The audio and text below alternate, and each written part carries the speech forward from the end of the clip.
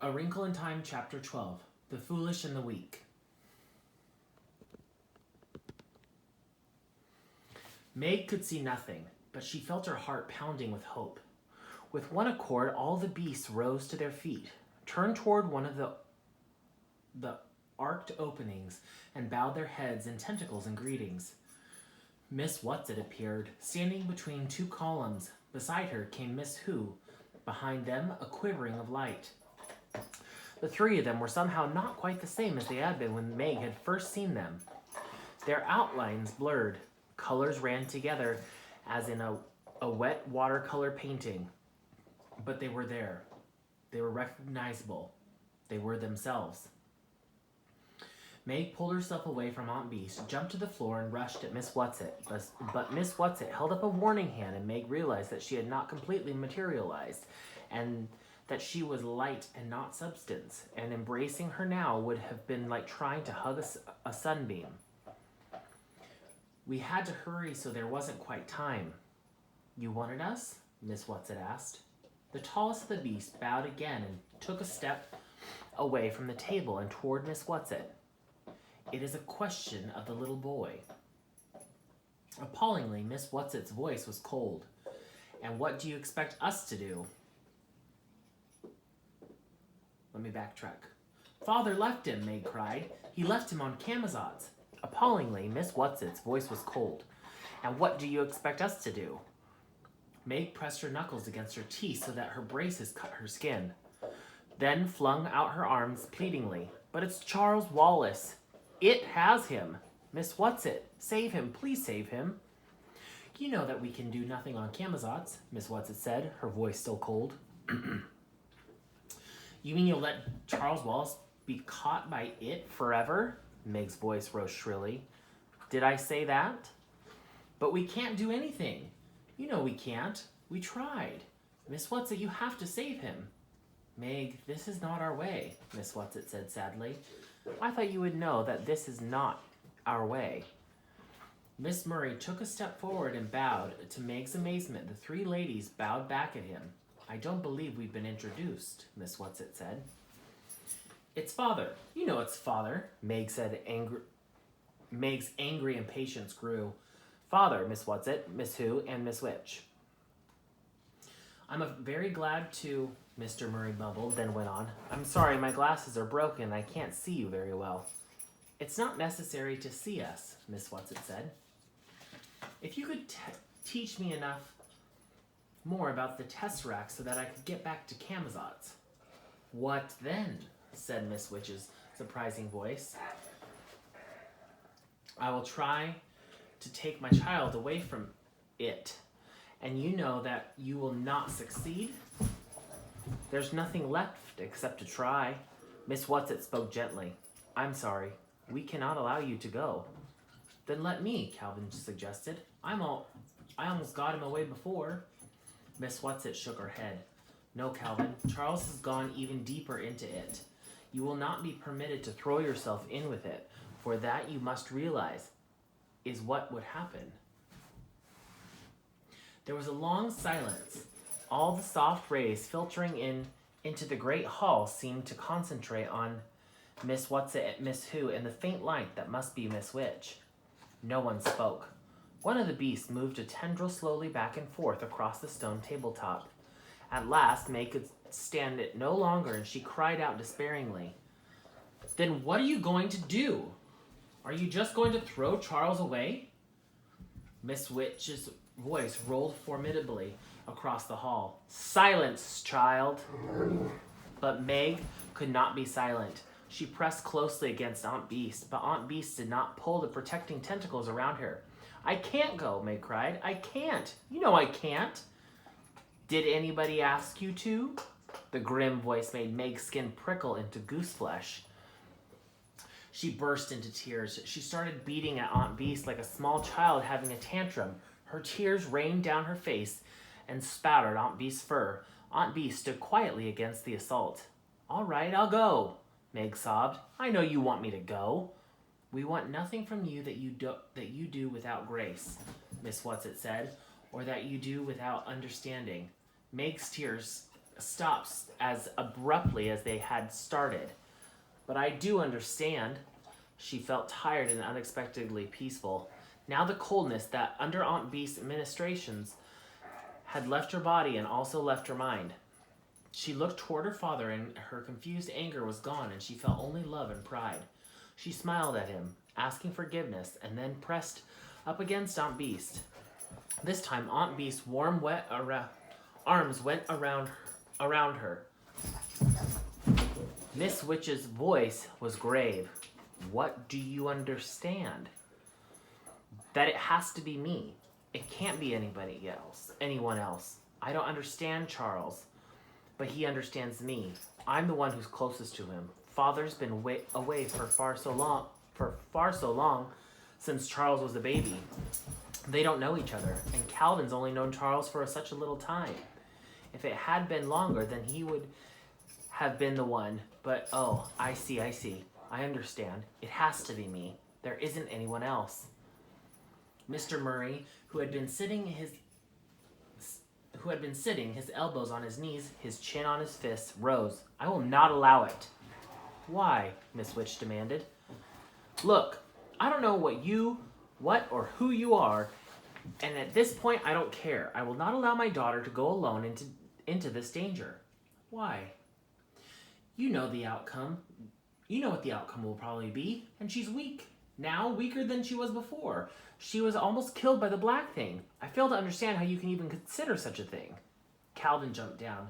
Maybe it's right about you. Or maybe you're in a league with it. I'm the one to go if anybody goes. Why did you bring me along at all? To take care of May? You said so yourself. But you have done that, Miss Whatsit assured him. I haven't done anything, Calvin shouted. You can't send Meg. I won't allow it. I'll put my foot down. I won't permit it. Don't you see that you're making something that is already hard for Meg even harder? Miss Whatsit asked him. Aunt Beast turned tentacles toward Miss Whatsit.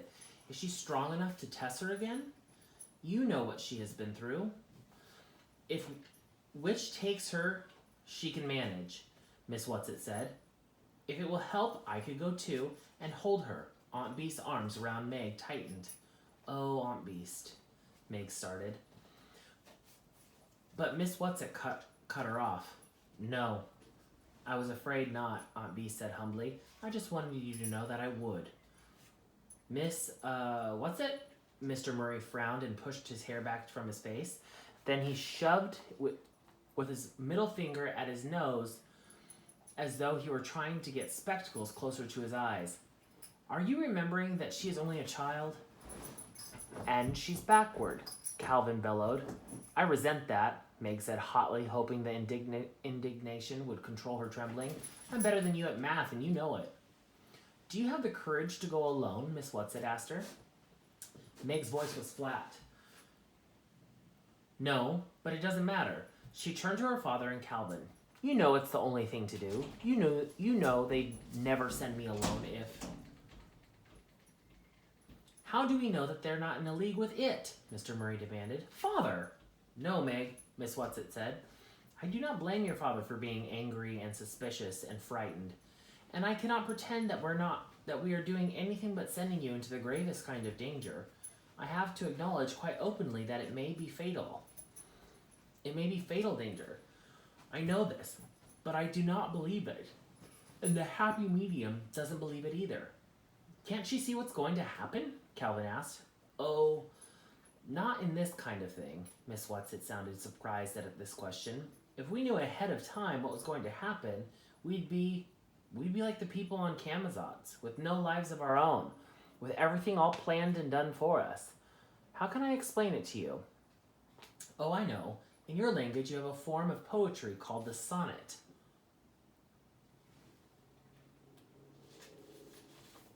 Yes, Calvin said impatiently. What's that got to do with the happy medium? Kindly pay me the courtesy of listening to me. Miss Whatsit's voice was stern, and for a moment Calvin stopped pawing the ground like a nervous colt. It is a very strict form of poetry, is it not? Yes. There are 14 lines, I believe, all in iambic pentameter. All in iambic pentameter. That's a very strict rhythm or meter, yes?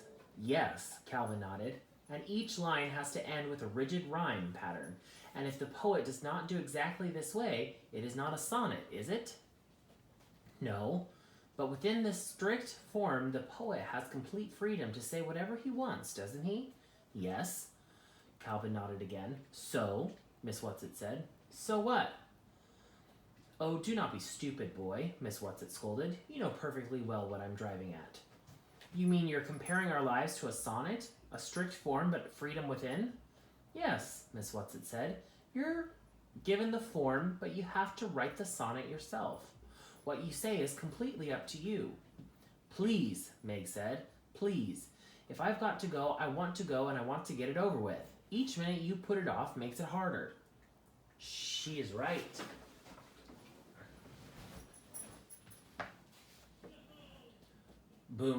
She is right, boomed Miss Whatsit's voice. It is time.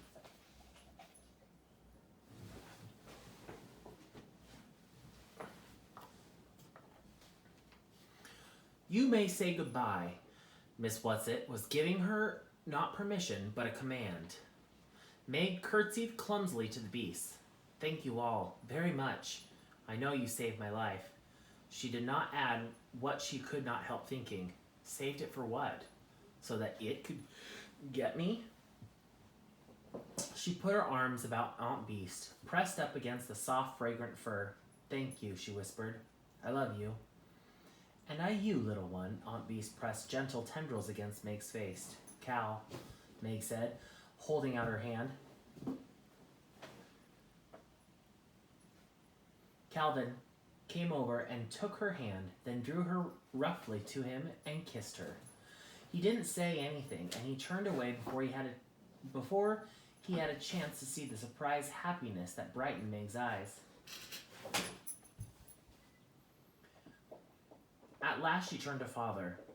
I'm sorry, Father. He took both her hands in his, bent down to her with his short-sighted eyes. Sorry for what, Megatron? Tears almost came to her as the gentle use of the old nickname. I wanted you to do it all for me. I wanted everything to be all easy and simple. So I tried to pretend that it was all your fault, because I was scared and I didn't want to have to do anything myself. But I wanted to do it for you, Mr. Murray said. That's what every parent wants. He looked into her dark, frightened eyes. I won't let you go, Meg. I'm going. No, Miss Whatsit's voice was sterner than Meg had ever heard it. You're going to allow Meg the privilege of accepting this danger. You are a wise man, Mr. Murray. You are going to let her go. Mr. Murray sighed. He drew Meg close to him. Little Megaparsec, don't be afraid. We will try to have courage for you. That is all we can do. Your mother was always shoving me out into the world, Meg said. She'd want me to do this. You know she would. Tell her. She started, choked, then held her head up high and said, No, never mind. I'll tell her myself. Good girl. Of course you will. Now Meg walked slowly around the great table to where Miss Whatsit was still poised between the columns. Are you going with me? No, only Miss Witch. The black thing. Fear made her voice tremble. When Father tested me through it, it almost got me. Your father is singularly inexperienced, Miss Whatsit said, though a fine man and worth teaching. At the moment, he still treats testering as though he were working with a machine. We will not let the black thing get you, I don't think. That was not exactly comforting.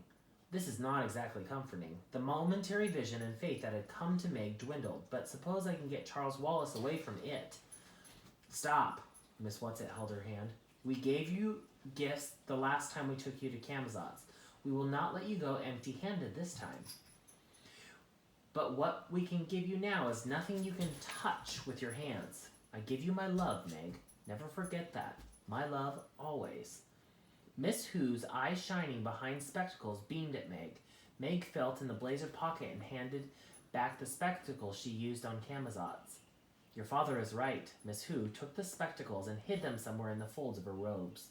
The virtue is gone from them, and what I give to you this time you must try to understand not word by word, but in a flash, as you understand the Tesseract.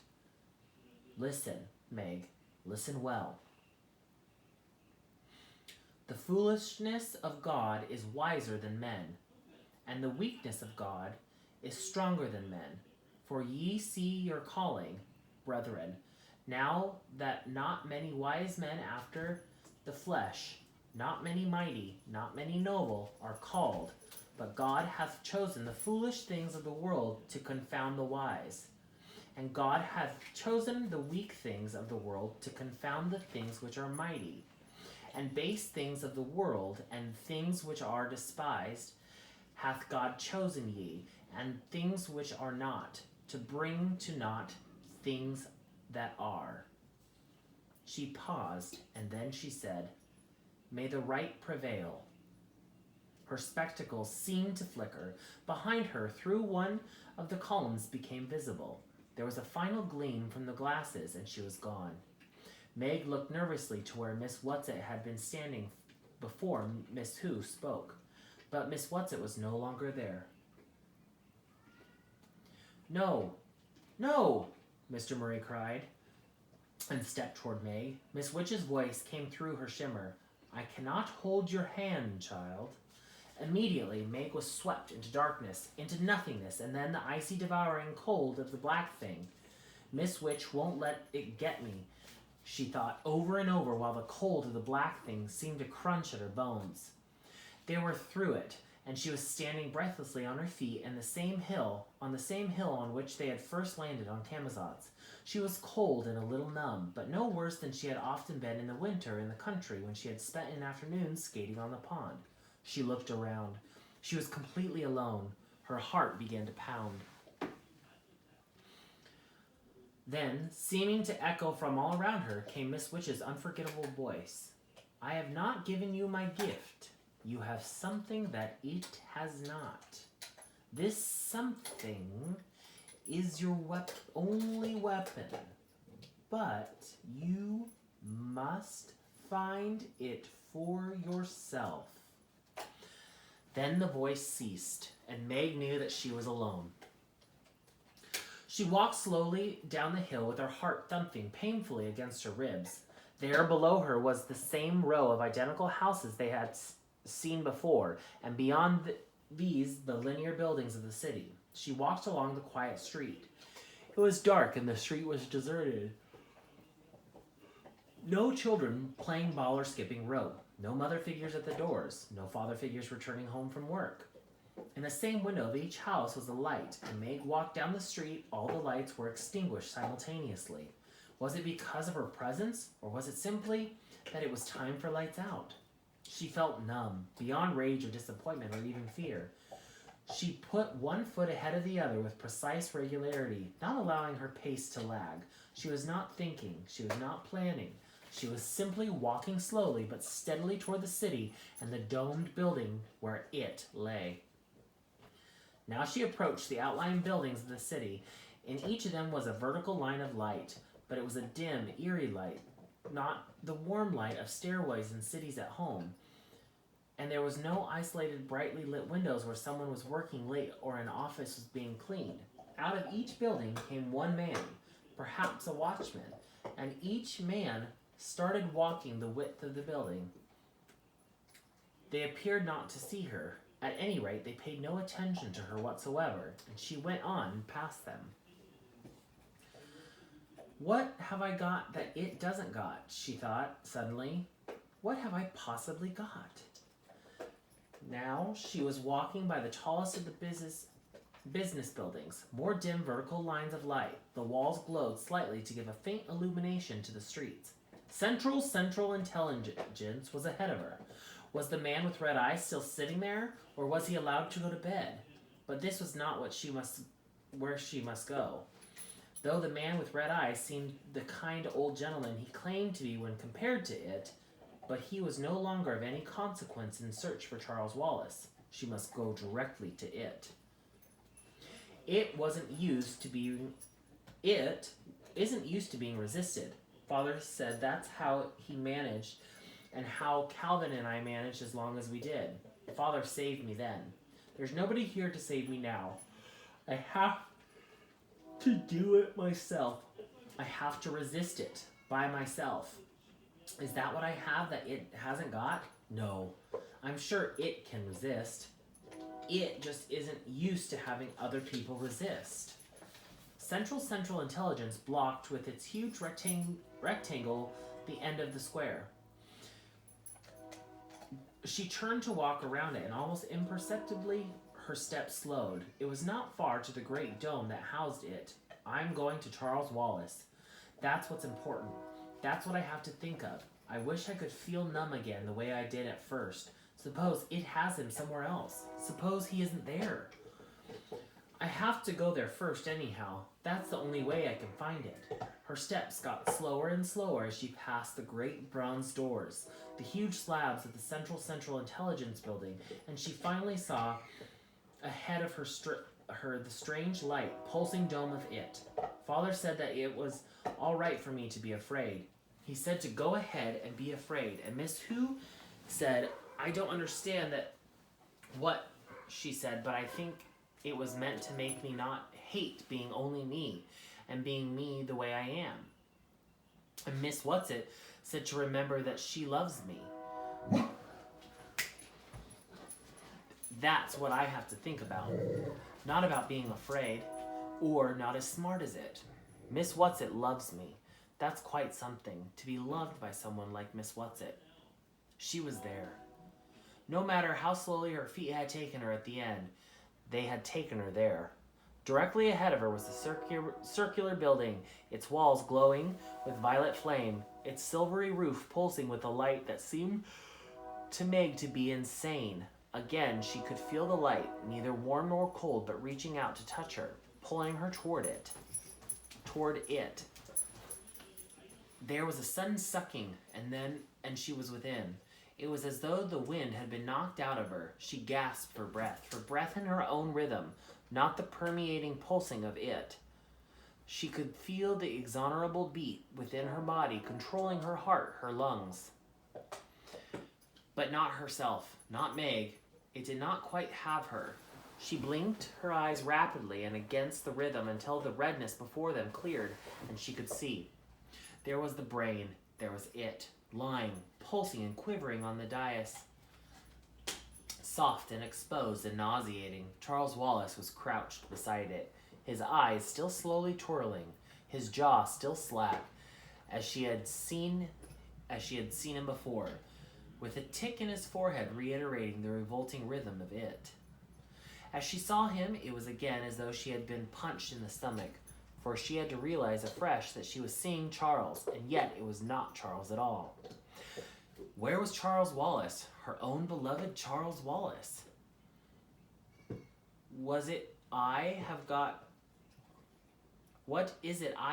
that it hasn't got? You have nothing that it hasn't got, Charles Wallace said coldly. How nice to have you back, dear sister. We have been waiting for you. We knew that Miss Whatsit would send you. She is our friend, you know. For an appalling moment, but Meg believed, and in that moment she felt her brain being gathered up by it. No, she screamed at the top of her lungs. No, you lie. For a moment she was free from its clutches again, and as long as I can stay angry enough, it can't get me. Is that what I have that it doesn't have? Nonsense, Charles Wallace said. You have nothing that it doesn't have. You're lying, she replied, and she felt only anger toward this boy who was not Charles Wallace at all. No, it was not anger, it was loathing. It was hatred, sheer and adulterated, and as she became lost in hatred, she also began to be lost in it. The red miasma swam before her eyes, her stomach churned in its rhythm. Her body trembled with the strength of her hatred and the strength of it. With the last vestige of consciousness, she jerked her mind and body. Hate was nothing that it didn't have. It knew all about hate. You were lying about that, and you were lying about Miss Whatsit, she screamed. Miss Whatsit hates you, Charles Wallace said, and that was where it made its final mistake. For as Meg said automatically, Miss Whatsit loves me. That's what she told me, that she loves me. Suddenly she knew. She knew. Love. That's what she had that it did not have. She had Miss Whatsit's love, her father's, and her mother's, and the real Charles Wallace's love, and the twins, and Aunt Bee's. And she had her love for them. But how could she use it? What was she meant to do? If she could not love to it, perhaps, if she could not give love to it, perhaps it would shrivel up and die. For she was sure that it could not withstand love. But she, in all her weakness and foolishness and baseness and nothingness, was incapable of loving it. Perhaps it was not too much to ask of her, but she could not do it. But she could not do it. But she could love Charles Wallace. She could stand there and she could love Charles Wallace. Her own Charles Wallace, the real Charles Wallace, the child for whom she had come back to Camazotz to it. The baby who was so much more than she was, and who was yet so utterly vulnerable. She could love Charles Wallace. Charles, I love you. My baby brother who always takes care of me. Come back to me, Charles Wallace. Come away from it. Come back. Come home. I love you, Charles. Oh, Charles Wallace, I love you. Tears were streaming down her cheeks, but she was unaware of them. Now she was even able to look at him. At this animated thing that was not her own Charles Wallace at all. She was able to look and love. I love you.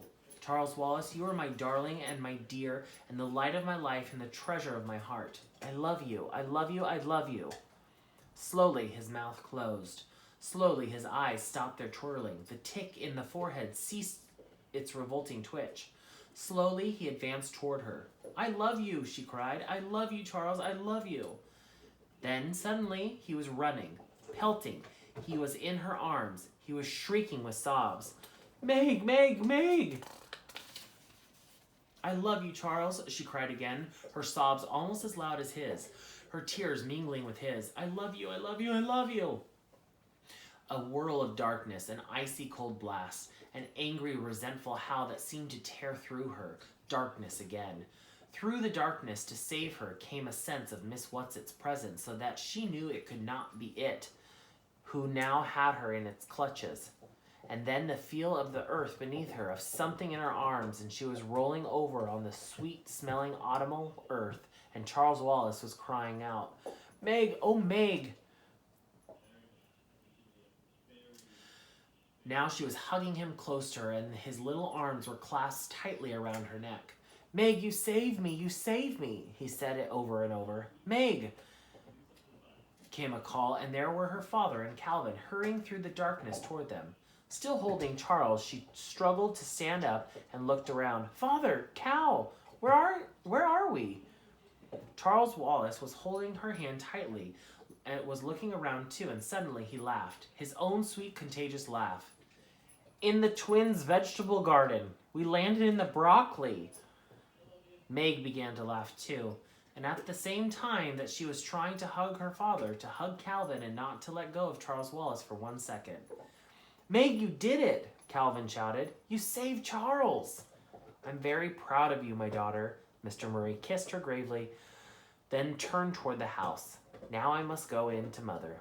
Meg could tell that he was trying to control his anxiety and eagerness. Look!